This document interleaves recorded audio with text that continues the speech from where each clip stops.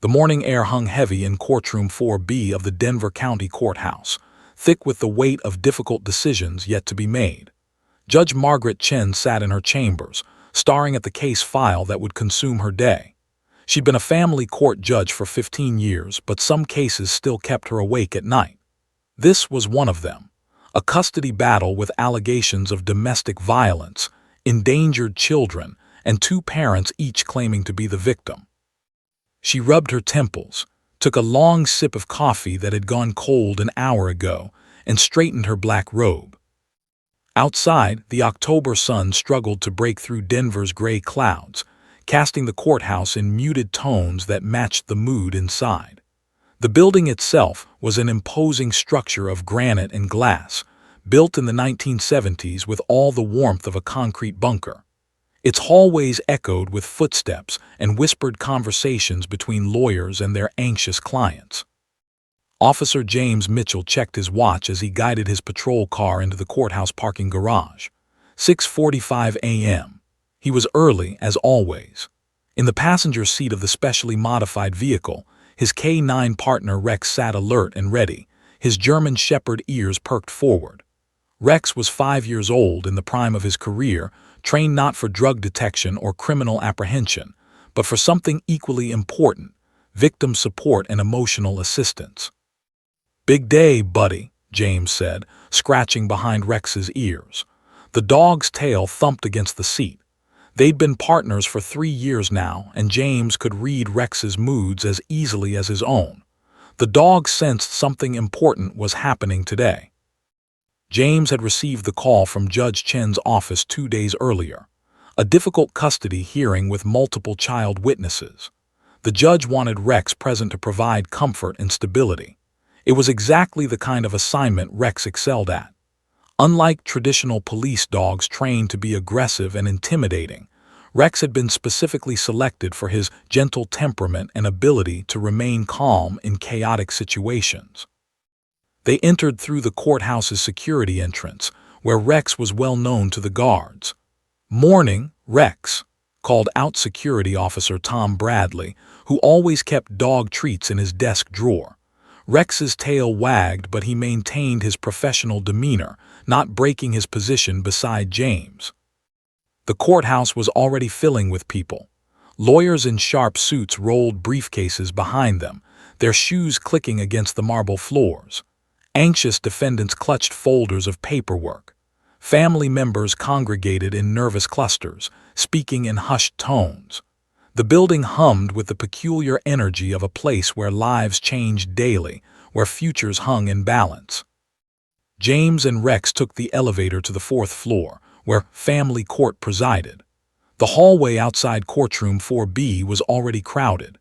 James recognized the signs of a high-conflict case: tight clusters of people deliberately avoiding eye contact with each other, lawyers forming protective barriers around their clients, tension so thick you could cut it with a knife. He found a quiet corner and ran through Rex's pre-work routine. A quick check of the dog's vest, bright blue with emotional support K9 emblazoned on both sides. A few practice commands to ensure Rex was focused. "Sit. Stay. Down. Good boy." Rex performed flawlessly, his brown eyes locked on James with complete trust and attention. Inside the courtroom, the atmosphere was already oppressive. The room followed the traditional layout: judge's bench elevated at the front, witness stand to the right, jury box empty since this was a civil matter, gallery seating separated by a wooden barrier. The walls were paneled in dark wood that seemed to absorb light rather than reflect it. High windows let in gray daylight that did nothing to warm the space. Judge Chen entered from her chambers at precisely 8:30 a.m. "All rise," called the bailiff. The assembled crowd stood as one, the rustling of fabric and shuffling of feet the only sounds. Judge Chen took her seat, surveying the courtroom with the practiced eye of someone who'd seen every variation of human conflict. She spotted Officer Mitchell and Rex in the back row and gave a small nod of acknowledgement. Good. Their presence might help get through what promised to be a brutal day. In the gallery, Sofia Rodriguez sat with her daughter Emma, trying to keep the 3-year-old quiet and still. It was nearly impossible. Emma was at that age where sitting still felt like torture, where every new environment demanded exploration, where the concept of inside voice remained theoretical at best. Sofia had tried everything to prepare Emma for today. They'd read books about courthouses. Sofia had explained that Mommy needed to talk to some important people. She'd promised it would be boring but necessary. What she hadn't told her daughter was that Sofia would be testifying about the violence she'd witnessed, about the reasons Emma's father shouldn't have custody, about memories that still gave Sofia nightmares. Emma wore her favorite outfit, a pink dress with ruffles and her light-up sneakers that flashed with every step.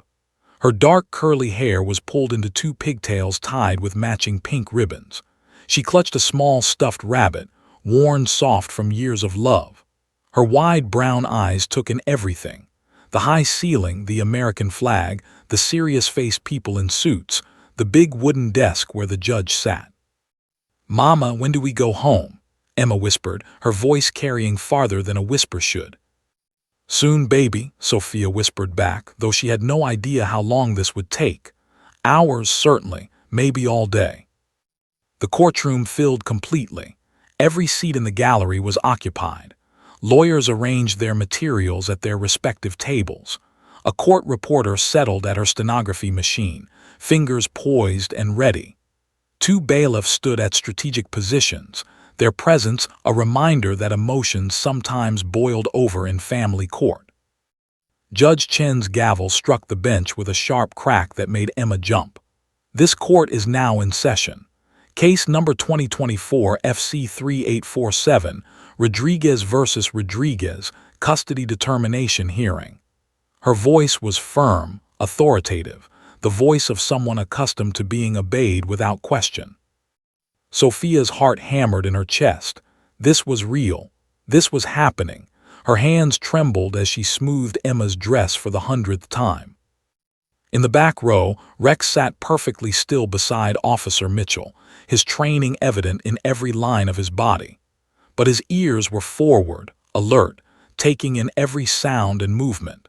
He could sense the tension in the room, the anxiety rolling off people in waves. This was exactly the environment where he did his best work. The lead attorney stood to begin opening statements. His voice filled the courtroom, formal and laden with legal terminology. "Your Honor, we are here today to determine the best interests of the minor children." Emma squirmed in her seat. She didn't understand the words. Everything felt scary and strange. She pressed closer to her mother, seeking comfort and safety. That's when her wandering eyes landed on something wonderful in the back corner of the courtroom. Something that didn't belong in this world of dark wood and serious faces and angry whispers. A dog. A beautiful, fluffy, perfectly still dog with kind eyes and pointed ears. Emma's entire face lit up with recognition and joy. In her limited experience, dogs meant happiness, playtime, unconditional love. Dogs meant safety. She didn't know that Rex was a trained police K-9, that he'd undergone thousands of hours of specialized training, that his presence in the courtroom was carefully planned and officially sanctioned. All she knew was puppy. And 3-year-olds, when they see something wonderful, cannot stay silent. What happened next would change not just this courtroom, not just this case, but the entire Denver County court system's approach to trauma-informed justice. Judge Margaret Chen's gavel struck the bench with its characteristic sharp crack, the sound reverberating through courtroom 4B like a starting pistol. "This court is now in session," she announced, her voice carrying the weight of authority earned over 15 years on the bench. The murmur of whispered conversations died instantly. Lawyers straightened their spines. Witnesses shifted nervously in their seats. The machinery of justice was beginning to turn. Case number 2024 FC 3847, Rodriguez versus Rodriguez, custody determination hearing. Judge Chen continued, adjusting her reading glasses as she reviewed the file before her. "Counsel, Are both parties present and ready to proceed? Yes, Your Honor, came the synchronized response from both legal teams. Attorney Michael Preston rose from the plaintiff's table, a tall man in his 50s with silver hair and a navy suit that probably cost more than most people's monthly rent. He was known throughout Denver's legal community as a formidable advocate in family law, the kind of lawyer who could make witnesses crumble under cross-examination. He cleared his throat and began his opening statement. Your Honor, we are here today to determine the best interests of the minor children in this dissolution of marriage. The evidence will show a clear pattern of behavior that demonstrates my client's ex-spouse is unfit for shared custody. We will present testimony from multiple witnesses, including child welfare professionals, neighbors, and family members, all of whom will corroborate the allegations of domestic violence, substance abuse, and parental neglect that form the foundation of our petition. His voice was measured, professional, each word carefully chosen for maximum legal impact. The courtroom listened in rapt attention. This was serious business, the kind that determined where children would live, who would tuck them into bed at night, whose last name they might carry into their futures. Sofia Rodriguez felt her stomach twist into knots. She was listed as a witness for later in the proceedings.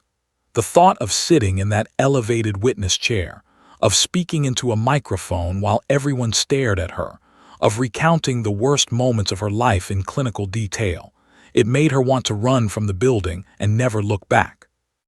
Beside her, 3-year-old Emma was growing increasingly restless. The opening statement meant nothing to her young mind.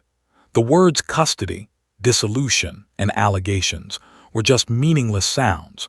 What she did understand was that she'd been sitting still for what felt like forever, though it had only been 7 minutes, and her legs were getting twitchy. Emma swung her light-up sneakers back and forth, watching them flash pink and purple with each movement. She squeezed her stuffed rabbit. She leaned against her mother's arm. She tried to be good, really she did, but being good was so hard when nothing interesting was happening. Attorney Preston continued his statement, his voice rising slightly for emphasis. The respondents' actions have created an environment of fear and instability. Children deserve better. They deserve safety, consistency, and a parent who puts their needs first.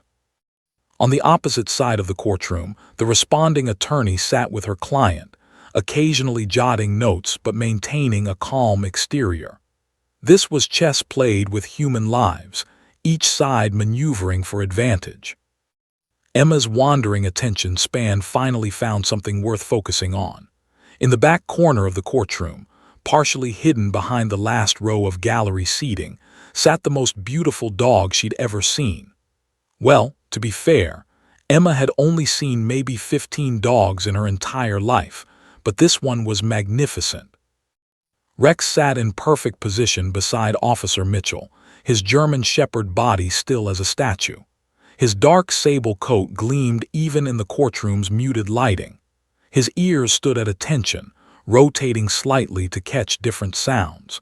His brown eyes were calm and intelligent, taking in everything without judgment. Emma's eyes grew wide. She tugged on her mother's sleeve. "Mama," she whispered urgently. "Mama, look." Sofia was trying to focus on the proceedings, trying to mentally prepare herself for when she'd be called to testify. She absently patted Emma's hand without looking down. "SHH, baby, we have to be quiet." But Emma was 3 years old, and 3-year-olds have not yet learned the social contract that says some things are more important than the immediate wonder right in front of you.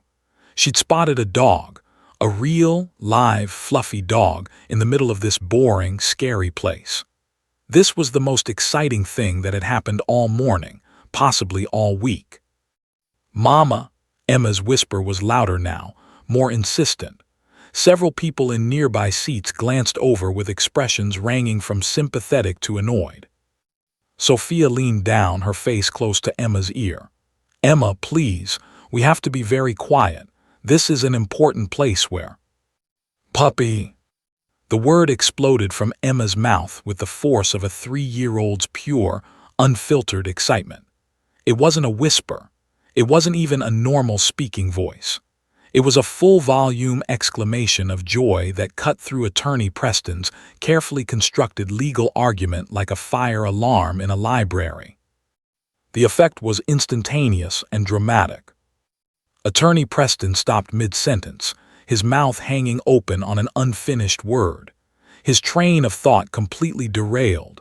He looked around, bewildered, trying to locate the source of the interruption. The court reporter's fingers froze above her stenography machine, hovering in mid-stroke. Judge Chen's head snapped up from her notes, her expression transitioning from concentration to surprise in a fraction of a second. Bailiff Torres, stationed near the judge's bench, took an instinctive step forward, his hand moving toward his radio. Every single person in the gallery turned to look. Heads swiveled in unison like spectators at a tennis match. Lawyers at both tables twisted in their seats. Witnesses in the waiting area outside the bar craned their necks to see what was happening. The silence that followed Emma's outburst was profound and complete.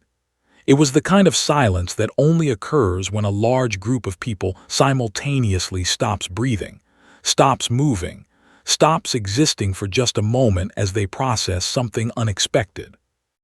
Emma, blissfully unaware that she just committed a serious breach of courtroom decorum, had wiggled free from her mother's grasp. She stood on her seat, one small hand gripping the back of the bench in front of her for balance, the other hand extended with her index finger pointing dramatically across the courtroom directly at Rex.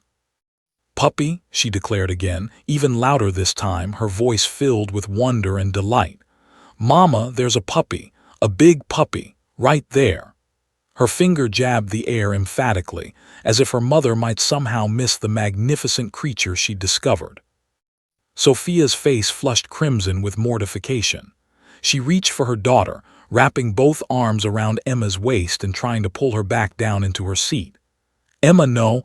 Oh my God, I'm so sorry," she whispered frantically, though whether she was apologizing to her daughter or to the entire courtroom wasn't clear. "Sit down, baby, please sit down." But Emma was having none of it. She'd spotted a dog, and in the logic of a 3-year-old mind, the only reasonable course of action was to greet said dog immediately. She squirmed in her mother's arms, her light-up sneakers flashing frantically as she kicked her legs. "Want to see the puppy? Mama, let me see the puppy." Emma's voice had taken on the distinctive whine that every parent recognizes as the precursor to a full meltdown. In the back of the courtroom, Officer James Mitchell felt Rex's body language shift. The dog's tail had begun to wag, just slightly, just the tip moving back and forth in a gentle metronome. Rex's ears had rotated forward toward Emma, his attention fully focused on the small human who was so excited to see him. James put a gentle hand on Rex's head, a silent reminder to maintain position. But he was smiling. In 3 years of partnership, he'd seen Rex bring comfort to dozens of people in crisis, abuse victims, traumatized witnesses, children caught in terrible situations. But he'd never seen someone quite so enthusiastic about meeting his partner. Judge Chen sat frozen in her elevated position, her gavel still in hand from calling the court to order. She'd presided over thousands of hearings. She'd dealt with courtroom outbursts before, angry defendants, sobbing witnesses, lawyers who forgot themselves in the heat of argument. But a toddler yelling about a puppy, this was a first. Attorney Preston stood at his table, his opening statement abandoned mid-paragraph. His carefully rehearsed words evaporated from his mind. He looked at Judge Chen, waiting for her to restore order, to have the bailiff remove the disruptive child and her mother, to get the proceedings back on track. Several people in the gallery had their hands over their mouths, hiding smiles. A few others looked annoyed at the interruption, but most wore expressions of surprised amusement. In the grim atmosphere of family court, where people came to fight over the shattered remains of their lives, Emma's innocent joy was jarringly out of place. "Puppy, puppy, puppy," Emma chanted now, bouncing in her seat despite her mother's attempts to hold her still. The stuffed rabbit fell to the floor, forgotten in the excitement of seeing a real animal. Sophia wanted to disappear. She wanted the floor to open up and swallow her whole. Her face burned with embarrassment as she felt hundreds of eyes on her and her uncontrollable daughter. "I'm so sorry, Your Honor," she managed to choke out, her voice barely audible. "I'm so sorry, she's only 3, she doesn't understand." Rex's tail was wagging more noticeably now, a full sweep back and forth. He remained in his seated position, his training held firm, but his entire body language had softened. His mouth opened slightly in what experienced dog handlers recognized as a smile. His eyes stayed locked on Emma with an expression that seemed to say, "Yes, small human, I am indeed a puppy, and I see you too." The moment stretched on, suspended in time. The serious business of the court, the allegations and counter-allegations, the future of children hanging in the balance, all of it paused, frozen by the simple exclamation of one small child who'd spotted a dog and couldn't contain her joy. Judge Chen slowly set down her gavel. Her expression was unreadable. What happened next would surprise everyone in Courtroom 4. Judge Margaret Chen sat motionless at her bench. Her hand still resting on the gavel, she just sat down. The courtroom remained frozen in that peculiar state of suspended animation, everyone waiting to see how the judge would respond to this unprecedented interruption. Her face, usually so carefully controlled after years of maintaining judicial neutrality, flickered through a series of micro-expressions: surprise, irritation, and then something softer that she tried to suppress but couldn't quite manage. She looked at Emma, still bouncing excitedly in her seat despite her mother's mortified attempts to contain her. The little girl's face was radiant with pure, unfiltered joy, an expression that had no place in the grim machinery of family court, and yet there it was, impossible to ignore. Judge Chen's eyes traveled from Emma to Sofia Rodriguez, whose face had turned a deep shade of crimson. The woman looked absolutely stricken, her arms wrapped protectively around her daughter, her lips moving in what appeared to be a continuous stream of whispered apologies. Judge Chen recognized that look. She'd seen it countless times before, the expression of a parent who feels they've failed in some fundamental way, whose shame is written across every feature. Then the judge's gaze moved to the back of the courtroom, where Officer Mitchell sat with Rex. The German shepherd's tail was wagging with increasing enthusiasm, though the dog remained obediently in position. Even from her elevated bench, Judge Chen could see the gentleness in the animal's posture, the way his body language had transformed from professional alertness to something approaching eagerness. For 15 years, Margaret Chen had maintained strict decorum in her courtroom. She ran a tight ship. Interruptions were not tolerated. Cell phones that rang were confiscated. People who spoke out of turn were warned once, then removed. Order was essential in a place where emotions ran high and stakes were life-changing. She had a reputation for being firm, fair, and unwavering in her enforcement of courtroom protocol. But something about this moment gave her pause. She thought about the case file in front of her. Rodriguez versus Rodriguez. 2 children caught in the crossfire of their parents' bitter divorce. Allegations of violence. Accusations of neglect. A family torn apart by anger, fear, and mutual recrimination. She'd read statements from court-appointed psychologists about the trauma the children were experiencing. She'd reviewed reports from Child Protective Services detailing the emotional damage already done. The hearing scheduled for today would be brutal. She knew it. The lawyers knew it. The witnesses knew it. People would be forced to relive their worst moments under cross-examination. Painful truths would be laid bare. By the end of the day, everyone in this courtroom would be emotionally exhausted, wrung out, depleted. And in the midst of all that anticipated suffering sat a 3-year-old girl who'd spotted a dog and couldn't contain her happiness about it. Judge Chen felt something crack in the armor she'd built around herself over years of presiding over human misery. When had she become so hardened that a child's joy felt like an intrusion?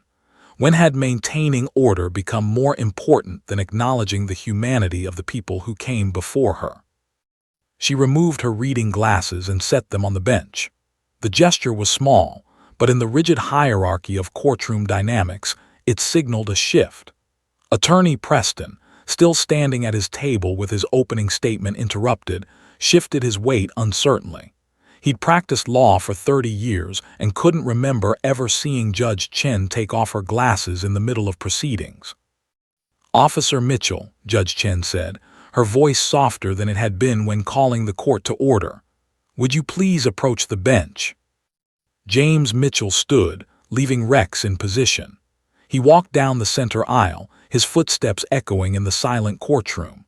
As he passed Sophia and Emma's row, he caught a glimpse of the mother's terrified expression. She clearly expected her daughter to be the cause of them both being ejected from the courtroom, possibly held in contempt. "Your Honor," James said quietly as he reached the bench, standing at a respectful distance. Judge Chen leaned forward slightly, her voice lowered so that only he could hear. "That's your K-9 partner, correct, Rex?" "Yes, Your Honor. He's certified for victim support and emotional assistance in courtroom settings. And he's trained to work with children." "Extensively, Your Honor. He's been through specialized training for working with minors, trauma victims, and vulnerable witnesses. He's completely gentle and has never had a single incident."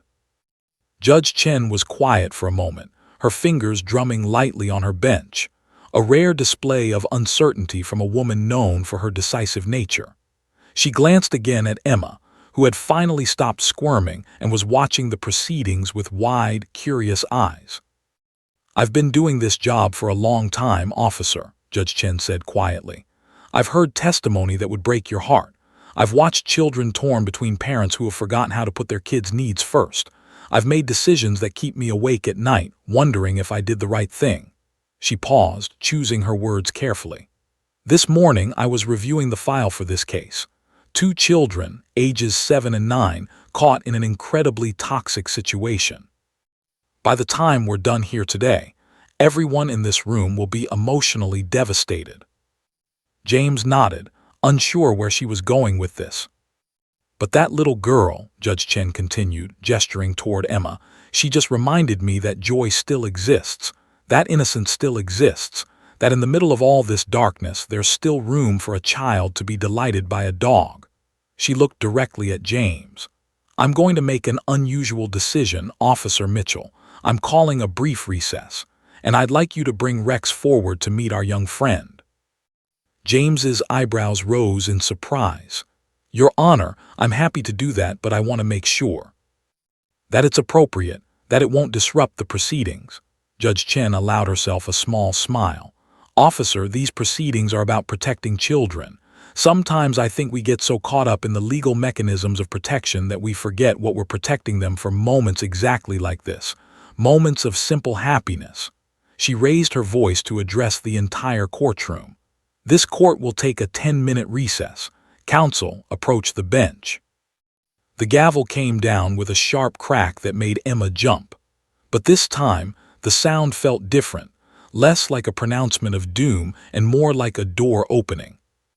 Attorney Preston and his opposing counsel, a sharp-eyed woman named Jennifer Caldwell, approached the bench with confused expressions. They'd both practiced in front of Judge Chen for years and had never seen her call a recess during opening statements. "Your Honor," Preston began, his tone carefully neutral, "is there a problem with—" "No problem, counsel," Judge Chen interrupted. "But I'm going to allow something unusual. That child in the gallery just spotted Officer Mitchell's K-9 partner and became excited. Rather than treating this as a disruption, I'm going to use it as an opportunity." She looked between both attorneys. "Both of your clients have children who will be affected by this case. Both of you will be calling witnesses who have experienced trauma. I've invited Officer Mitchell to bring his K-9 forward to meet the young girl. I want you both to observe how therapeutic animals can affect people in high-stress situations." Jennifer Caldwell nodded slowly, understanding dawning. You're considering implementing a facility dog program. I'm considering a lot of things, counsel. Mostly, I'm remembering that this courtroom serves people, not just legal principles. Now, you have 10 minutes. I suggest you use them to prepare for what promises to be a long day. The attorneys returned to their tables, whispering urgently to their clients. The gallery erupted in low conversation. People shifted in their seats, craning their necks to see what would happen next. Sofia Rodriguez sat frozen, her arms still wrapped around Emma. She couldn't process what was happening. The judge, the intimidating figure in black robes who held their future in her hands, was calling a recess because Emma had yelled about a dog. It didn't make sense. Nothing about this made sense. "Mama," Emma whispered, picking up on her mother's confusion, "are we in trouble?" Before Sophia could answer, Officer Mitchell was walking toward them, and Rex was padding beside him, his tail wagging in full, happy sweeps. The dog's dark eyes were fixed on Emma with an expression of gentle curiosity. James knelt down when he reached their row, bringing himself to eye level with the little girl. Rex sat automatically beside him, perfectly controlled despite his obvious eagerness.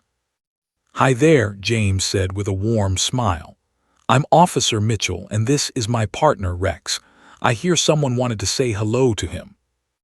Emma's mouth formed a perfect O of surprise and delight. She looked up at her mother, seeking permission, her entire body vibrating with barely contained excitement.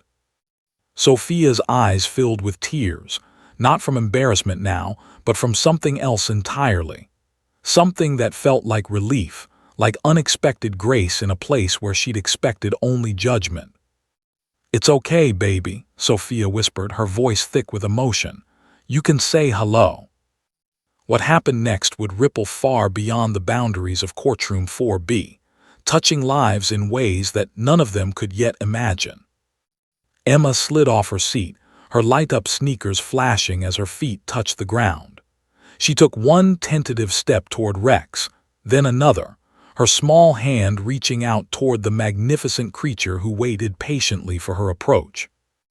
The entire courtroom held its breath, watching as a 3-year-old girl and a trained police dog began an interaction that would change everything. Officer James Mitchell remained kneeling on the courtroom floor, his uniform pants pressing against the cold tile. He'd done this hundreds of times before, introducing Rex to someone who needed comfort, but never quite like this. Never in the middle of a halted court proceeding with dozens of witnesses watching in rapt silence. Never with a 3-year-old, whose spontaneous outburst had somehow convinced a notoriously strict judge to pause justice itself. Rex sat beside him in perfect position, his German Shepherd body radiating controlled energy. His tail swept back and forth across the floor in slow, measured movements. His ears remained forward, focused entirely on the small human approaching him with hesitant steps. In his 5 years of service, Rex had comforted abuse victims, calmed panicking witnesses, and provided stability to people in their darkest moments. But children were always special. Children brought out something different in him, a gentleness that seemed to come from some deep, instinctive place. Emma took another small step forward, her light-up sneakers flashing pink and purple with each movement. Her brown eyes were enormous, filled with wonder and a touch of nervousness. This close, the dog seemed much bigger than he had from across the courtroom. His head was almost level with hers, even though he was sitting and she was standing. "Is he nice?" Emma whispered, her voice tiny and uncertain. James smiled warmly. "He's very nice. Rex is one of the gentlest dogs I've ever known, but we need to let him smell you first, okay? That's how dogs say hello. Can you hold out your hand like this?" James demonstrated, extending his hand palm down, fingers loosely curled. Emma mimicked the gesture, her small hand trembling slightly as she stretched it toward Rex. Her fingers were so tiny, her nails painted with chipped, sparkly polish that her mother had applied days ago. "That's perfect," James encouraged. "Now just hold very still and let Rex sniff your hand. He's learning all about you, what you had for breakfast, what soap your mommy uses, whether you have any pets at home." Rex leaned forward slightly, his black nose working as he took in Emma's scent. His nostrils flared delicately, processing the information that humans couldn't begin to detect. He smelled the strawberry shampoo in her hair, the anxiety sweat on her mother behind her, the grape juice she'd spilled on her dress that morning, and beneath it all, the unique scent signature that belonged only to this particular small human. Emma giggled as Rex's wet nose touched her palm. "It tickles." The sound of her laughter rang through the courtroom like bells, clear and unself-conscious. Several people in the gallery smiled involuntarily. Even Attorney Preston, who'd been annoyed at the interruption of his opening statement, felt the corner of his mouth twitch upward. "He likes you," James said. "See how his tail is wagging? That means he's happy to meet you. Would you like to pet him?" Emma nodded vigorously, her pigtails bouncing. "Okay, but we need to do it the right way. Always pet a dog on the side of his head or his back, never on top of his head or near his face at first. That can scare some dogs, but Rex is very brave, so he doesn't get scared easily. Here, let me show you." James placed his hand on Rex's shoulder and ran it gently along the dog's side. Rex's eyes half closed in contentment, his tail wagging more enthusiastically. "See? Nice, gentle strokes, you try." Emma reached out with both hands now, her earlier hesitation evaporating. Her small fingers sank into Rex's thick double coat and her face transformed into an expression of pure wonder. "He's so soft," she exclaimed. "Mama, he's so soft, feel him." Behind them, Sofia Rodriguez had moved to the edge of her seat, her hands pressed against her mouth. Tears streamed down her face, though she wasn't entirely sure why she was crying. Relief, perhaps. Or maybe it was the surreal gentleness of this moment in a place she'd expected to be nothing but harsh and cold. She'd been terrified about testifying today, about Emma being exposed to the courtroom environment, about reliving trauma in front of strangers. But watching her daughter's face light up with joy, it felt like stumbling upon water in a desert. "He's beautiful, baby," Sofia managed to say, her voice choked with emotion. Emma was now completely absorbed in petting Rex, her small hands moving over his fur with the unself-conscious enthusiasm of a child meeting her new best friend. "What's his name again?" she asked, looking up at Officer Mitchell. "His name is Rex. Can you say Rex?" "Rex," Emma repeated carefully.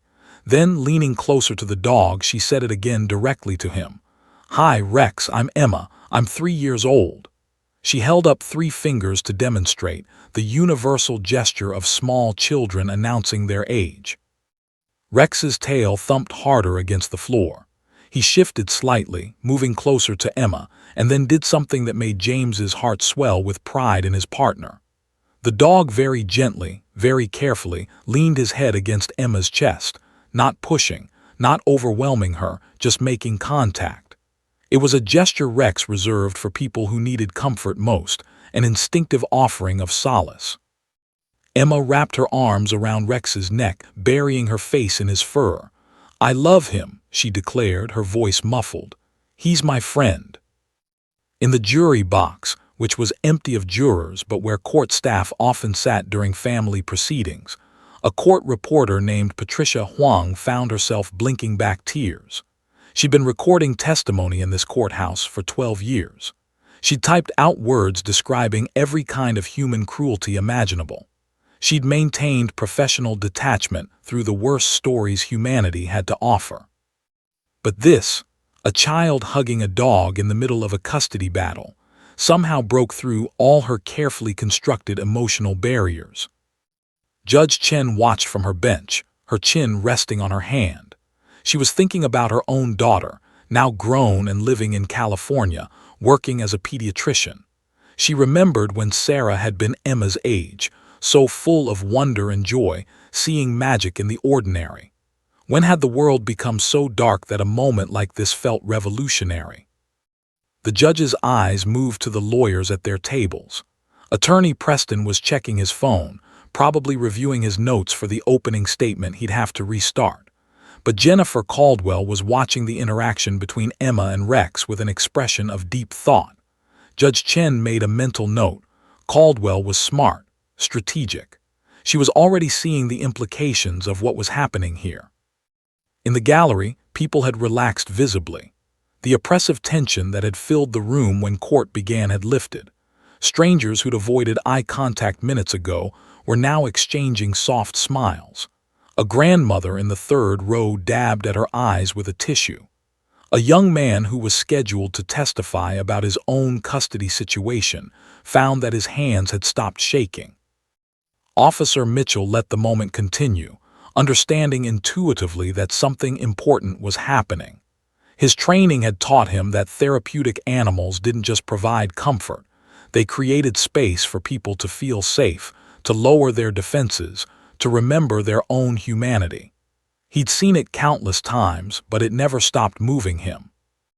"Emma," he said gently after a few minutes, "Rex has to go back to work now, but he's going to stay in the courtroom today. So if you look over at where we were sitting, you'll be able to see him okay." Emma pulled back from Rex, her face showing clear disappointment. "Does he have to go?" "He does, but I'll tell you a secret." James leaned in conspiratorially. "Rex is a working dog. His job is to help people feel better when they're in places that might be scary. So even though he has to go back to his spot, he'll still be here and he'll still be your friend. And if you wave at him, I bet he'll wag his tail at you." Emma considered this, her 3-year-old mind processing the information. "Okay," she finally agreed. "Bye, Rex. You're a good puppy." She gave him one final pat on the head, ignoring Officer Mitchell's earlier instruction about where to pet dogs, but Rex didn't seem to mind. As James stood and gave Rex the command to heel, the dog rose smoothly to his feet. But before they turned to walk back to their seats, Rex did something unexpected. He stretched forward and very gently licked Emma's hand, just once, a quick swipe of his tongue that left her giggling again. "He kissed me," Emma announced to the entire courtroom. "The puppy kissed me." Soft laughter rippled through the gallery. Genuine, warm laughter that seemed impossible in a room dedicated to parsing out the painful details of broken families. As Officer Mitchell and Rex made their way back to their seats in the rear of the courtroom, Emma climbed back onto the bench beside her mother. But she was transformed. The squirmy, uncomfortable child who'd been unable to sit still was now calm and settled. She leaned against Sophia's side, still watching Rex with devoted attention, but no longer agitated or anxious. Sophia wrapped her arm around her daughter and pressed a kiss to the top of her head. Something had shifted inside her too. The terror that had been constricting her chest since they'd entered the courthouse had loosened. She could breathe more deeply. Her hands had stopped shaking. She didn't understand it, didn't understand how a 5-minute interaction with a dog could change everything, but she felt it nonetheless. If Emma could be brave enough to approach a strange dog in a strange place, maybe Sophia could be brave enough to tell her truth when called to testify. Judge Chen picked up her gavel, ready to reconvene the court, but before she struck it against the bench, she took one more look around the courtroom. Every face she saw looked different than it had 15 minutes ago. Softer, more open, more human. She'd made the right call. "This court is back in session," she announced, her voice carrying authority but also something new, a warmth that hadn't been there before. "Counsel, you may continue with your opening statement." Attorney Preston stood, shuffled his papers, and began again. But the words came differently now, less aggressive, more measured. Even he had been affected by what he'd witnessed. And in the back corner of Courtroom 4B, Rex settled into position beside Officer Mitchell, his job done for the moment, but his presence continuing to work its quiet magic on everyone in the room. Sofia Rodriguez sat perfectly still, her arm wrapped protectively around Emma, but her mind was racing at 1,000 miles per hour. The courtroom had settled back into its formal rhythm. Attorney Preston had resumed his opening statement, his voice once again filling the space with carefully constructed legal arguments. But Sophia couldn't focus on his words. The letters and syllables seemed to float past her like leaves on a stream, present but incomprehensible. Her heart was pounding so hard she was certain everyone around her could hear it. In approximately 2 hours, maybe 3 if the morning session ran long, she would be called to that witness stand. She would have to raise her right hand and swear to tell the truth. She would have to sit in that elevated chair with the microphone in front of her face and recount, in clinical detail, the worst moments of her life. She would have to describe the night she'd hidden in Emma's closet with her daughter pressed against her chest, both of them barely breathing, while Emma's father raged through the apartment, punching holes in walls and screaming threats. She would have to talk about the time she'd seen him grab his 7-year-old son by the throat and lift him off the ground. She would have to admit that she'd stayed for 2 years after the violence started, that she'd made excuses, that she'd been complicit in her own terror. And she would have to do all of this while Emma's father sat 20 feet away with his lawyer, staring at her with those cold eyes that had once looked at her with love, but had gradually transformed into something she didn't recognize. Sophia's hands began to tremble again. She folded them in her lap, squeezing her fingers together until her knuckles turned white. Her breath came in short, shallow gasps that she tried desperately to control. This was a panic attack coming on.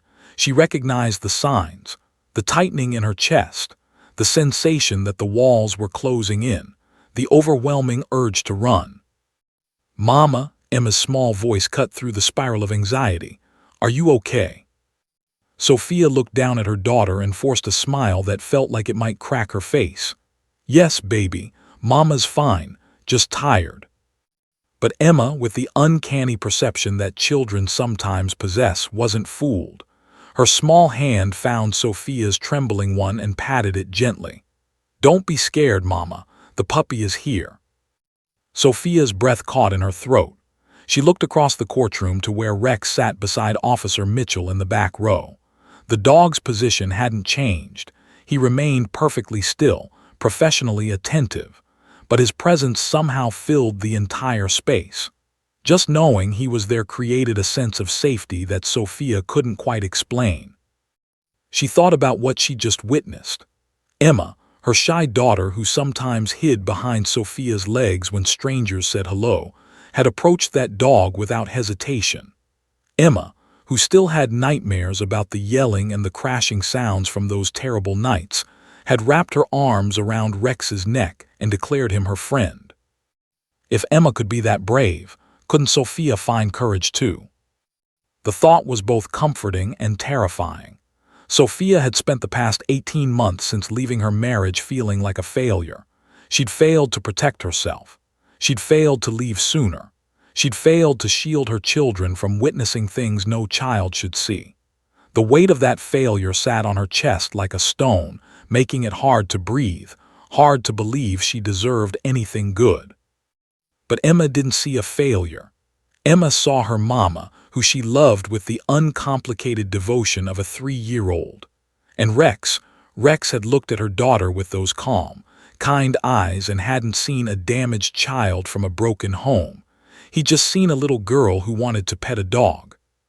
Sophia's breathing began to slow, becoming deeper and more regular. She watched Rex's ears swivel slightly, tracking sounds throughout the courtroom. His tail gave an occasional small wag when Officer Mitchell shifted position beside him. There was something profoundly peaceful about the dog's presence, a steadiness that seemed to anchor the entire room. Attorney Preston was wrapping up his opening statement now. "And therefore, Your Honor, we believe the evidence will clearly demonstrate that my client should be awarded primary physical custody, with supervised visitation only for the respondent until such time as he completes court-mandated anger management and substance abuse treatment programs. The safety and well-being of these children must be our paramount concern." He sat down with the satisfied air of someone who delivered his points effectively. Judge Chen made a note on her legal pad and then looked to the defense table. "Ms. Caldwell, your opening statement." Jennifer Caldwell rose, smoothing her burgundy suit jacket. She was a striking woman in her early 40s, known for her fierce advocacy for fathers' rights. "Thank you, Your Honor. The defense will show that my client has been unfairly characterized as a danger to his own children, children he loves deeply and has never, ever harmed. We will demonstrate that the allegations against him are exaggerated, taken out of context, and in some cases, completely fabricated by a vindictive ex-spouse who wishes to alienate him from his children." Sophia felt her stomach clench. This was it, the character assassination she'd been warned about by her own attorney. Jennifer Caldwell was excellent at her job, which meant she would try to tear Sophia apart on the stand. She would question every decision Sophia had made. She would imply that Sophia was lying, that she was manipulative, that she was using false allegations as a weapon in a custody dispute. Emma snuggled closer against Sophia's side, apparently sensing her mother's renewed distress. "Mama, can we see the puppy again later?" "Maybe, baby," Sophia whispered. "We'll see." But as she said it, Sophia's eyes drifted back to Rex. The dog had shifted slightly, and now he was looking directly at her, or at least it seemed that way. His dark eyes were steady and calm, and Sophia felt something pass between them. An understanding, perhaps.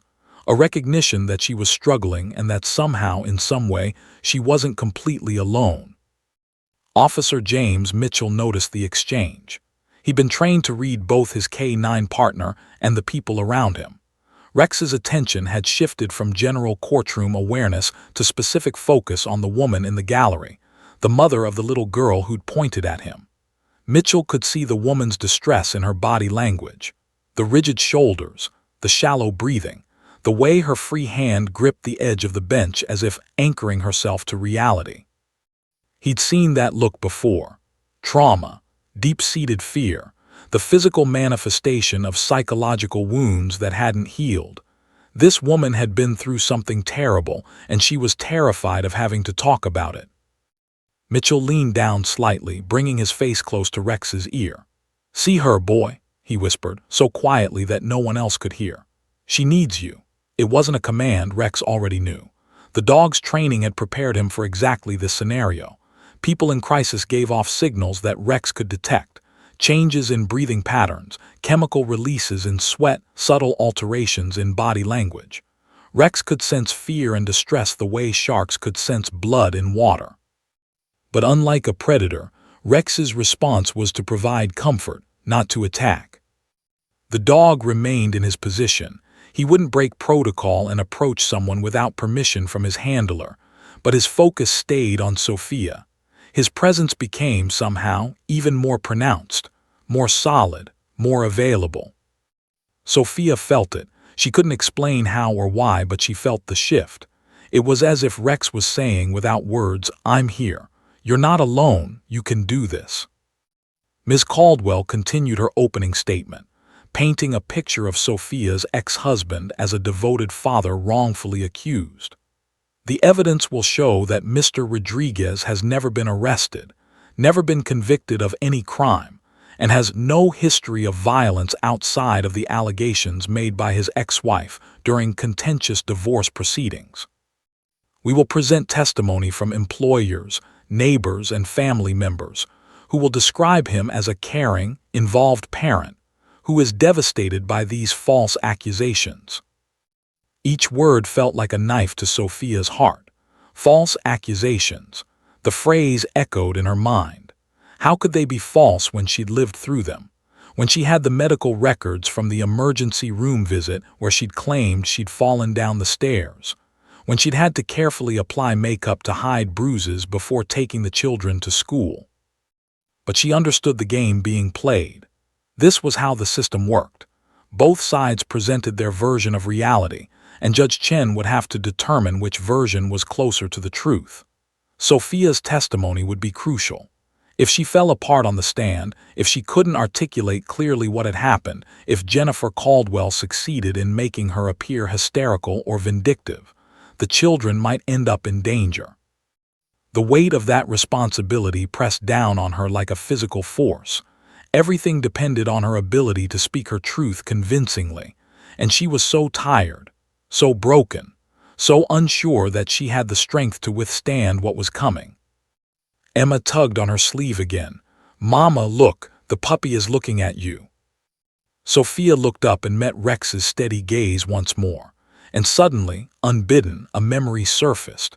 She was 8 years old at her grandmother's house in Mexico. Her abuela had an old shepherd mix named Lobo who'd been ancient even then. Sophia had been crying about something. She couldn't remember what now, and Lobo had come and laid his head in her lap, looking up at her with patient, understanding eyes. "Los perros saben," her grandmother had said. "Dogs know. They see into the heart. They know when we need them." Sophia had forgotten that memory until this moment. But now it came back with crystal clarity, and with it came something else. A tiny spark of determination that she'd thought was completely extinguished. Rex knew, just like Lobo had known all those years ago. The dog could see that she was struggling, and his steady presence was offering her something she desperately needed. Not pity, not judgment, but simple, uncomplicated support. "You're right, baby," Sophia whispered to Emma, her voice stronger now. "The puppy is looking at me. I think he's being my friend too." Emma smiled, pleased that her mother understood something so obvious to her 3-year-old logic. Puppies are good friends. Yes, they are. Ms. Caldwell finished her opening statement and returned to her seat. Judge Chen consulted her notes and then announced, "We'll now hear testimony from the first witness. The petitioner calls Dr. Sarah Chen, child psychologist."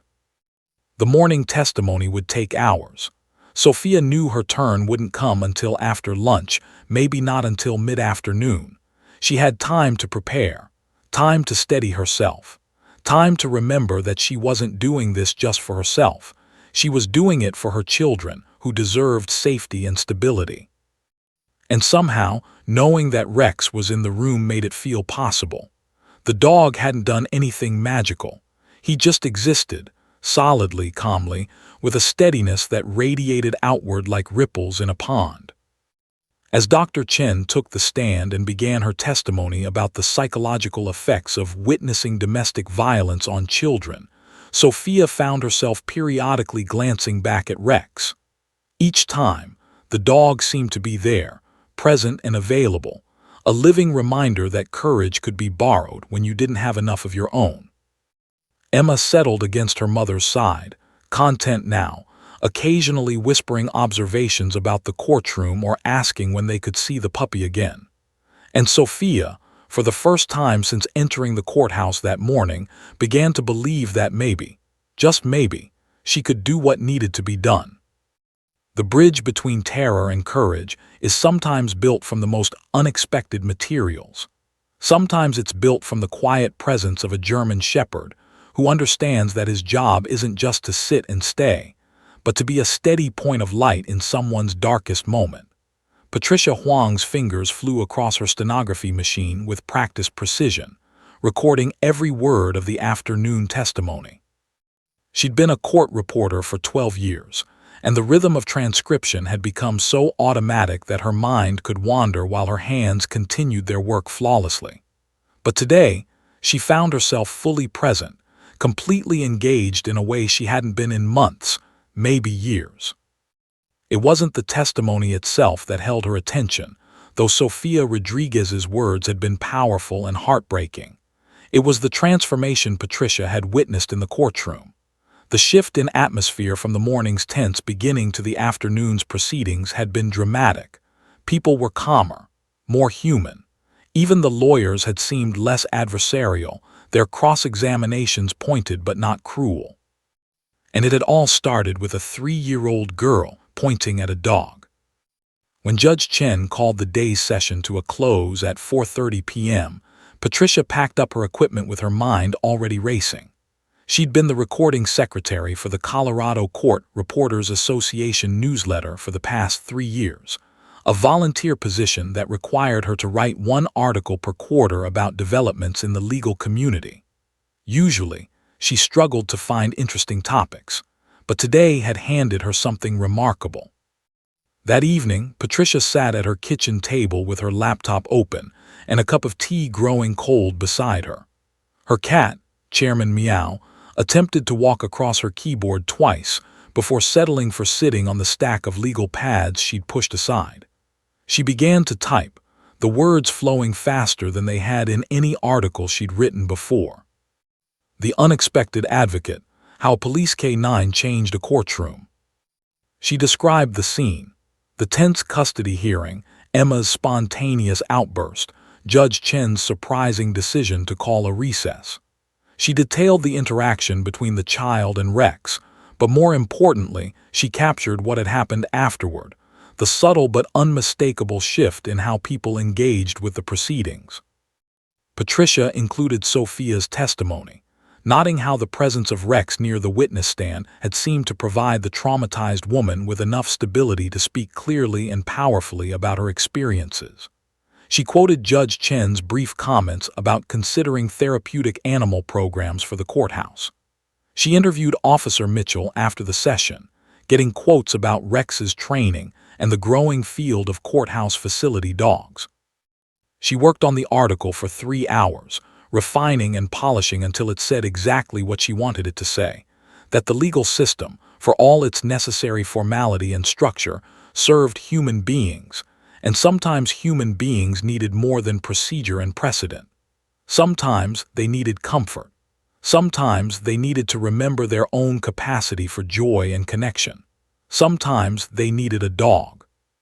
Patricia submitted the article to her newsletter editor on Thursday. The Colorado Court Reporters Association newsletter went out to its 800 members the following Monday. Patricia expected maybe a dozen people to actually read it. Perhaps a few would send polite emails saying they'd enjoyed it. What happened instead surprised everyone. By Tuesday afternoon, Patricia's inbox was flooded. Court reporters from across the state were forwarding her article to judges, lawyers, victim advocates, and courthouse administrators. By Wednesday, the story had jumped beyond Colorado. A court reporter in California sent it to a colleague in New York. Someone in Texas posted it to a legal professionals discussion forum. A victims' rights organization in Washington shared it on their social media. Within 2 weeks, Patricia's local human interest article about a moment in a Denver courtroom had been read by thousands of people in the legal community across the country. Judge Margaret Chen started receiving phone calls on Thursday, just 3 days after the newsletter went out. The first was from Judge Robert Harrison in Boulder, asking about Officer Mitchell's K9 program and whether Rex could be made available for cases in other courthouses. The second was from Judge Lisa Tran in Colorado Springs, who wanted to know how to implement a similar program in her jurisdiction. By the end of the week, Judge Chen had fielded inquiries from 7 different family court judges, 2 district attorneys' offices, and a nonprofit organization that placed facility dogs in legal settings. She'd also received an email from the Colorado State Court Administrator's office asking if she'd be willing to chair a task force exploring courthouse therapy animal programs. Judge Chen sat in her chambers late Friday afternoon, reviewing the emails and phone messages that had accumulated. She picked up the photo that now sat on her desk, printed from a still frame captured by the courtroom's security camera. It showed Emma with her arms around Rex's neck, Sophia watching from behind with tears on her face, and the full courtroom visible in the background, every face turned toward the unexpected moment of grace. She thought about calling the whole thing off. She had a full docket. She didn't have time to chair a task force.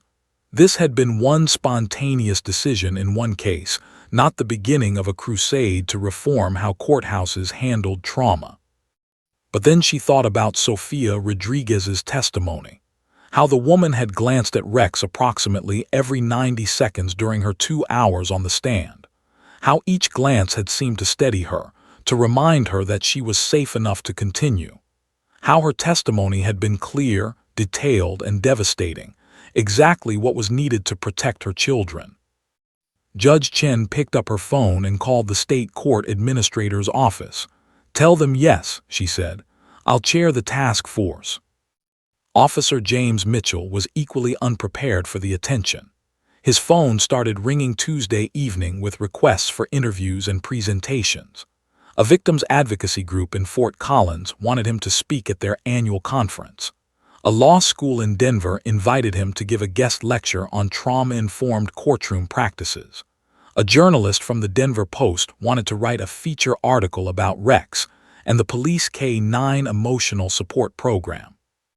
Mitchell sat in his living room, Rex sprawled at his feet, and tried to process how one case had suddenly become a phenomenon. He'd been doing this work with Rex for 3 years. They'd provided support in dozens of cases. Why was this one different? But he knew why. It was Emma. It was the image of a 3-year-old girl pointing at Rex with such pure, unself-conscious joy that it had cracked through the emotional armor everyone wore in that courtroom. It was the reminder that innocence still existed, that connection was possible even in the hardest places, that sometimes the most therapeutic thing wasn't therapy at all. It was just being allowed to pet a dog. Mitchell accepted 3 speaking engagements and declined the rest. He was a police officer, not a public speaker. But he recognized that Rex's work that usually happened quietly, almost invisibly, was suddenly visible in a way that could benefit a lot of people. If talking about what had happened in Judge Chen's courtroom could help other jurisdictions implement similar programs, it was worth stepping out of his comfort zone. The story continued to spread through unexpected channels. A family law attorney in Seattle read Patricia's article and mentioned it to a client who worked in local television news.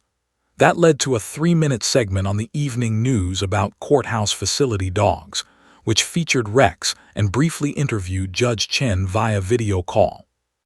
A professor of social work at the University of Michigan came across the article in a legal forum and assigned it to her students studying trauma-informed care in institutional settings. Her students' discussion of the article led to 3 research proposals exploring the impact of therapy animals in high-stress legal environments. The nonprofit organization Courthouse Dogs Foundation, which placed facility dogs in legal settings nationwide, saw a 30% increase in inquiries from courts interested in their program in the 3 weeks following Patricia's article. Their director, Ellen O'Neill Stevens, reached out to Judge Chen directly to offer support and resources for the Colorado task force. Sofia Rodriguez knew nothing about any of this. She was focused on getting through each day, caring for her children, attending the follow-up hearings required by her case. She'd testified. She'd told her truth. Now she had to wait for Judge Chen's custody determination, which wouldn't come for several more weeks. But she thought about Rex constantly. She'd started researching therapy dogs and emotional support animals. She wondered if getting a dog might help her children process their trauma. She'd never been a dog person before. Her ex-husband had been allergic, or claimed to be, but something had shifted in her that day in the courtroom. Emma talked about Rex constantly. "When can we see the puppy again, Mama?" At least once a day, sometimes more. Sofia had reached out to Officer Mitchell through the Victim Advocate's office, asking if there might be a way for Emma to visit Rex sometime. Mitchell had responded immediately, warmly, saying that Rex would love a visit and offering several possible times. They scheduled something for 3 weeks out, after the custody hearings were completely finished. Emma marked the days on a calendar, crossing each one off with bright red crayon, counting down to when she'd get to see her friend again. What Sofia didn't know was that her testimony, combined with corroborating evidence and testimony from Child Protective Services, school counselors, and medical professionals, was building an overwhelming case. Jennifer Caldwell had fought hard for her client, but the evidence was simply too substantial. Judge Chen would ultimately rule that Sofia would receive primary physical custody, with her ex-husband receiving only supervised visitation pending completion of extensive counseling and anger management programs. But that decision was still weeks away. For now, Sofia was simply trying to survive each day, carrying the memory of Rex's steady presence like a talisman against her fear. The wider impact continued to ripple outward. A criminal defense attorney in Miami read about the case and successfully petitioned to have a facility dog present when her 15-year-old client testified about abuse. A prosecutor in Oregon used Patricia's article as supporting evidence in a grant application for funding a courthouse dog program. A family court mediator in Virginia began researching whether therapy animals could be incorporated into mediation sessions for high-conflict custody cases. 6 weeks after that October morning in Courtroom 4B, the Colorado Judicial Department announced the formation of a task force to develop guidelines and best practices for therapy animal programs in courthouses statewide. Judge Margaret Chen was named chair. The task force included representatives from victim advocacy organizations, the police K-9 unit, disability rights groups, courthouse security, and facility dog placement organizations. Their first meeting was scheduled for January.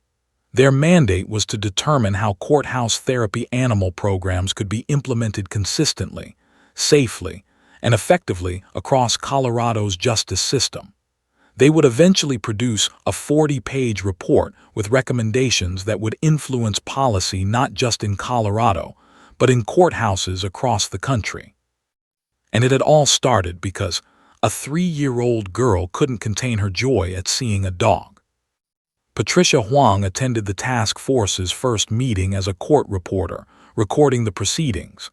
As she listened to the various stakeholders discuss logistics, training requirements, and implementation challenges, she thought about that moment in Judge Chen's courtroom. The unexpected pause, the collective breath. The reminder that the legal system existed to serve people, and people were complex creatures who needed more than just law and order. They needed compassion, connection, and sometimes the simple comfort of a gentle dog. She captured every word of the meeting in her transcript, but she also carried with her the knowledge that sometimes the most important stories weren't found in official testimony or legal arguments. Sometimes they were found in the spaces between, in a child's spontaneous joy, in a judge's moment of humanity, in a traumatized woman finding courage she didn't know she had. Sometimes they were found in the steady, calm presence of a German shepherd named Rex, who showed up to work each day and did his job with quiet excellence, never knowing that his simple existence was changing how an entire justice system understood its purpose. The article Patricia had written would eventually be archived in legal journals and cited in academic papers about trauma-informed justice. But more than that, it would be printed out and pinned to bulletin boards in victim advocacy offices, forwarded in emails between court officials exploring new programs, and saved in the files of people who needed to be reminded that change was possible, that systems could become more humane, that there was always room for unexpected grace. All because a 3-year-old girl pointed at a police dog and said, with perfect clarity and joy, "Puppy." 6 months had passed since that October morning in Courtroom 4B, and Denver was experiencing one of those perfect spring days that made residents forget about the harsh winter they'd endured. The cherry blossom trees outside the Denver County Courthouse were in full bloom, their pink petals drifting across the granite steps like snow. Inside the courthouse's main lobby, a small ceremony was taking place. About 50 people had gathered, judges in their black robes, police officers in dress uniforms, victim advocates, court staff, and a handful of reporters with cameras. At the center of the assembly sat 3 dogs. Rex, now 6 years old and wearing a new blue vest with official courthouse credentials. Bailey, a golden retriever with soft brown eyes and a perpetually wagging tail. And Luna, a black Labrador mix with a gentle demeanor that had already made her beloved among the courthouse staff. Judge Margaret Chen stood at a podium that had been set up for the occasion, her prepared remarks on index cards in front of her. She'd given thousands of statements from the bench, but this felt different, more personal, more hopeful than most of her judicial pronouncements. 6 months ago, Judge Chen began, her voice carrying across the marble lobby. Something unexpected happened in my courtroom. A 3-year-old girl saw a police dog and couldn't contain her joy. In that moment, she reminded all of us why we do this work, not just to enforce laws and render judgments, but to serve people during some of the most difficult moments of their lives. She paused, looking down at Rex, who sat perfectly still beside Officer James Mitchell. That moment led to this one. Today, the Denver County Courthouse is proud to announce the official launch of our courthouse facility dog program. Rex, Bailey, and Luna have been certified and will be available to provide comfort and support to witnesses, victims, and families navigating our legal system. Applause filled the lobby. Camera flashes went off. The 3 dogs remained calm and professional, though Bailey's tail thumped enthusiastically against the floor. Sofia Rodriguez stood at the back of the crowd, holding Emma's hand. Emma was now 3.5, slightly taller, her dark curls pulled back with butterfly clips instead of pink ribbons. She bounced on her toes with barely contained excitement, knowing that after the ceremony she'd get to see Rex again, really see him, not just glimpse him from across a courtroom. Sofia's life had changed dramatically in 6 months. Judge Chen's custody ruling had come down in November, granting Sofia primary physical custody of both children. Emma's father was allowed supervised visitation twice a month, pending completion of anger management and substance abuse treatment programs. It wasn't everything Sofia had hoped for. She'd wanted protection for her children that didn't require ongoing contact with their father, but it was enough. They were safe. She'd also started therapy, something she'd resisted for years out of pride or shame or some combination of both. Her therapist, Dr. Rebecca Lynn, had asked during their first session what had finally prompted Sofia to seek help. Sofia had told her about the courtroom, about testifying, about Rex. Dr. Lynn had nodded knowingly. "Animals have a way of showing us we're allowed to be vulnerable," she'd said. "They give us permission to need comfort." Sofia was learning to give herself that permission. It was slow, difficult work. Some days she still woke up terrified, her heart pounding from nightmares about her ex-husband. Some days the weight of single parenthood felt crushing, but she was learning, growing, healing in incremental degrees. Emma tugged on her hand. "Mama, is it almost time to see Rex?" "Soon, baby. Let's listen to the judge first." Judge Chen was continuing her remarks, describing the research behind courthouse facility dog programs and the training requirements for the animals and their handlers. She acknowledged the task force that had spent the past 6 months developing protocols and procedures. She thanked the victim advocacy organizations that had pushed for this program for years before that October morning had finally catalyzed action. "This program represents a shift in how we think about justice," Judge Chen said. "Justice isn't just about verdicts and sentences. It's about creating spaces where truth can be told, where the vulnerable can be protected, where healing can begin. These 3 dogs," she gestured toward Rex, Bailey, and Luna, "they're not just animals. They're bridges between trauma and testimony, between fear and courage, between isolation and connection." In the crowd, Patricia Huang stood with her stenography equipment, recording the ceremony for the official court record. Her article about that day in Courtroom 4B had been picked up by legal publications across the country. She'd been interviewed on 3 podcasts about trauma-informed justice. A literary agent had even contacted her about potentially expanding the article into a book about courthouse therapy animals. Patricia had declined the book deal. She was a court reporter, not an author, but she'd been amazed by the response to her writing. People hungered for stories about the justice system working with compassion, about institutions remembering their humanity. In a time when news about courts was usually negative, backlogs, controversial rulings, underfunding, the story of Emma and Rex had offered something different: hope. Officer Mitchell stood beside Rex, one hand resting lightly on his partner's head. He'd given 7 presentations over the past 6 months to other law enforcement agencies interested in developing similar programs. He'd testified before the state legislature about funding for courthouse facility dog programs. He'd been interviewed by news outlets, podcasts, and documentary filmmakers.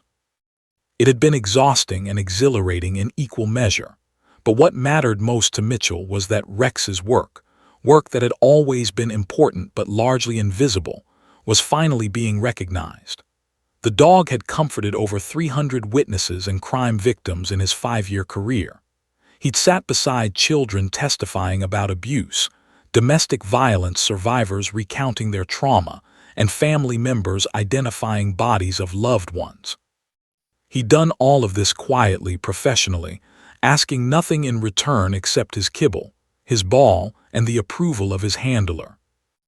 Now Rex was being honored as a pioneer, the first official courthouse facility dog in Denver. His blue vest would become a familiar sight in the courthouse hallways. His calm presence would be requested in difficult cases, and he'd be joined by Bailey and Luna, expanding the program's reach. Judge Chen concluded her remarks and invited people to meet the dogs. The formal ceremony dissolved into a more casual gathering. People approached the 3 animals, asking their handlers questions while carefully petting the dogs according to the protocols that had been established. Sophia guided Emma through the crowd toward where Officer Mitchell stood with Rex. When the dog spotted Emma, his tail began wagging with unmistakable enthusiasm. He'd seen hundreds of people in the past 6 months, but he remembered her, the small human who'd pointed at him with such joy, who'd wrapped her arms around his neck without fear. "Rex," Emma cried out, dropping her mother's hand and running the last few steps. Officer Mitchell had anticipated this and had already given Rex the command that allowed him to greet people more freely.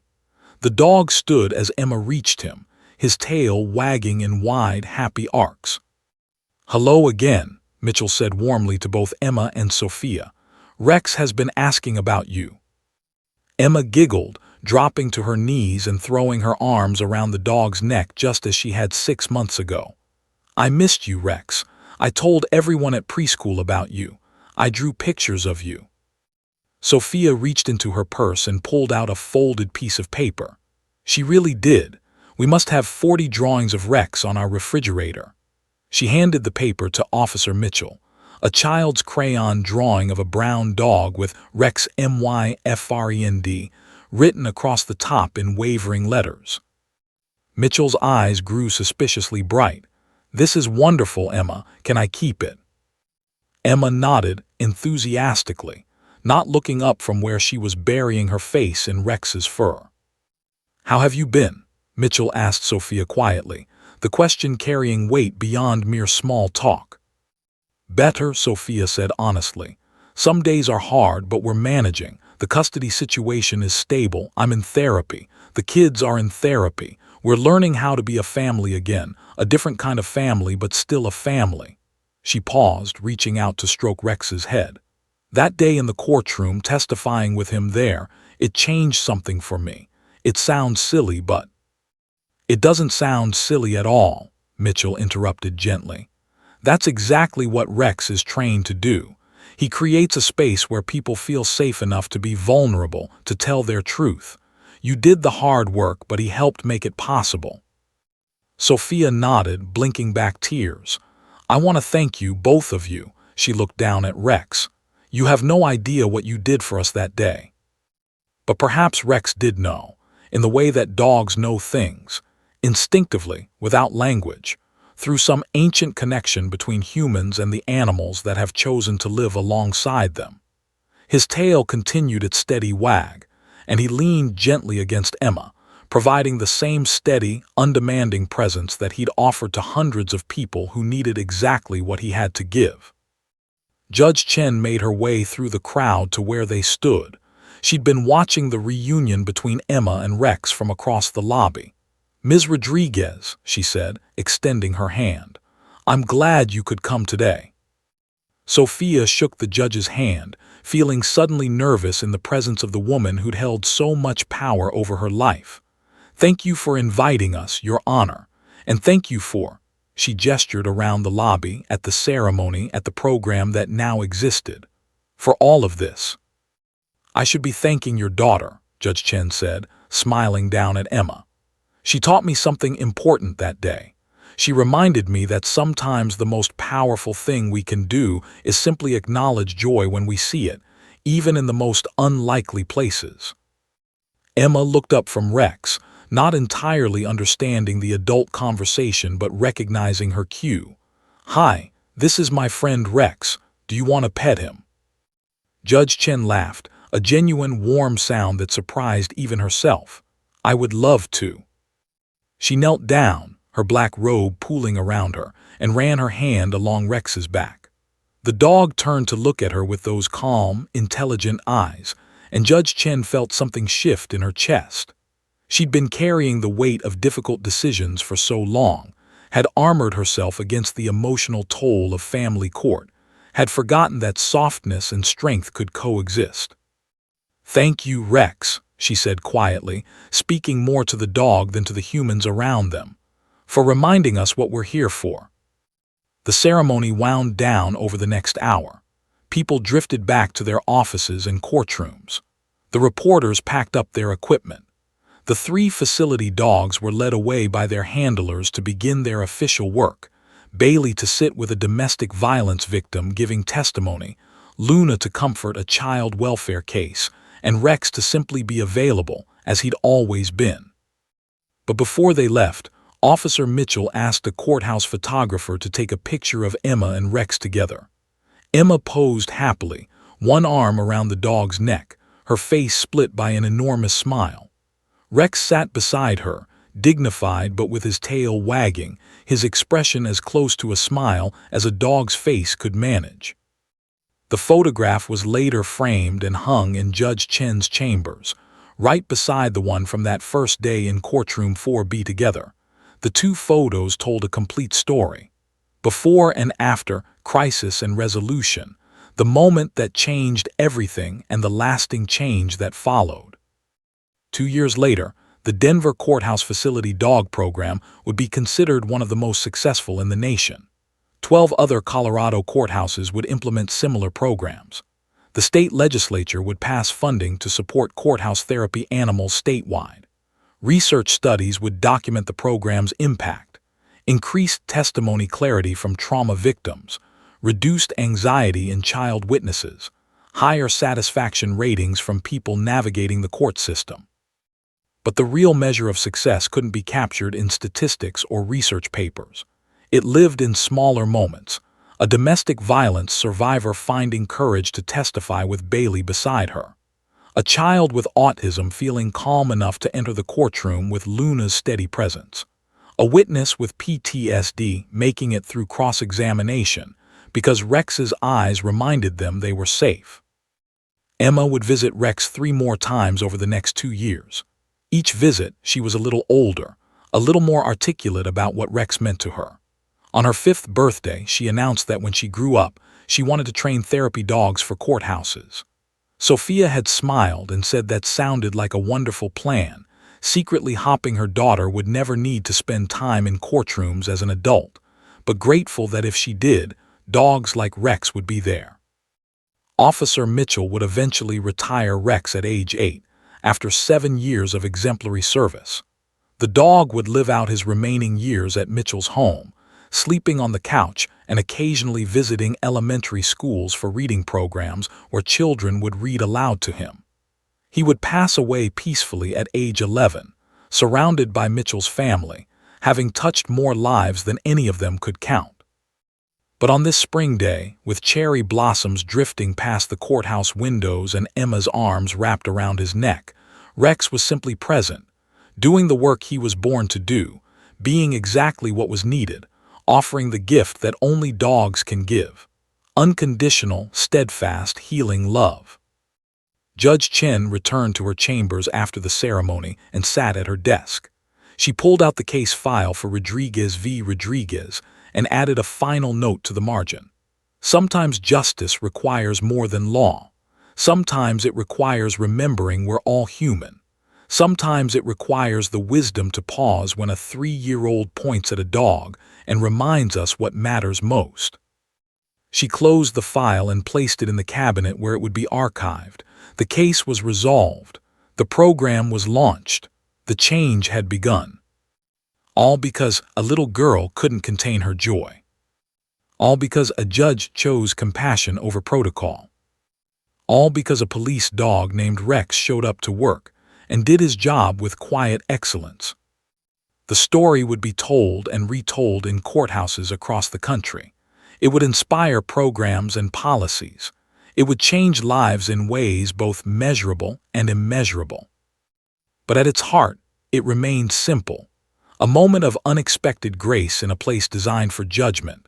A reminder that even in our most formal institutions, there was always room for kindness, always space for healing, always time to acknowledge the puppy in the corner and the child brave enough to point at him with pure, uninhibited joy.